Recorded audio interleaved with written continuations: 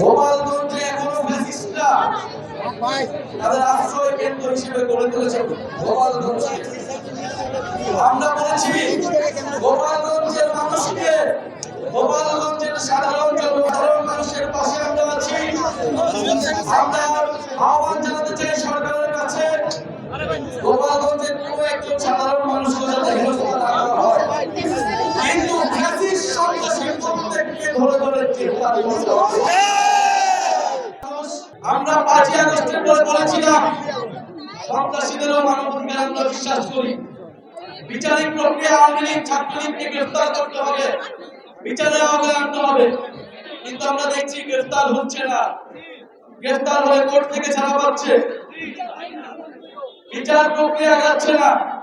প্রশাসনের বিভিন্ন স্তরে যারা স্বৈরাচারের দোষর রয়েছে এবং দুর্নীতিবাজ কর্মকর্তারা রয়েছে, তাদের প্রতি বলে দিতে চাই, বিচারের দাবিতে আমরা রাজপথে নেমেছি।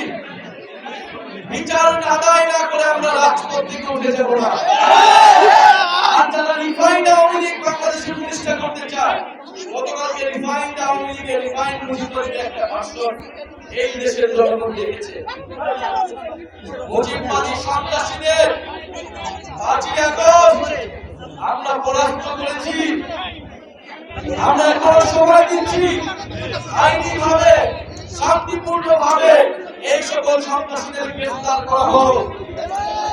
আর না হলে আমরা অবিলম্বে গোপালগঞ্জে মার্চ করব এবং এবার কিন্তু আমরা ফিরে আসার জন্য মার্চ করব না। গোপালগঞ্জের মাটি ও জনগণকে মুজিববাদ থেকে সম্পূর্ণভাবে চিরতরে মুক্ত করে তারপরে এই জুলাই পদযাত্রা থামবে না। 64টা জেলায় পদযাত্রা না করে আমরা ঘরে ফিরবো না। এটা বাংলাদেশের মানুষের কাছে আমরা ওয়াদা, এবং আমরা 3ই আগস্টের মধ্যে 64 জেলায় আমরা পদযাত্রা করব। 3ই আগস্ট আমরা শহীদ মিনারে আমরা ইস্তেহার এবং জুলাই সনদ ঘোষণাপত্রের দাবিতে আমরা জড়ো হব। শিয়া বাটার ও ভিটামিন ই সমৃদ্ধ লিলি হালাল বিউটি সোপ, তারুণ্যময় উজ্জ্বল ত্বকের জন্য।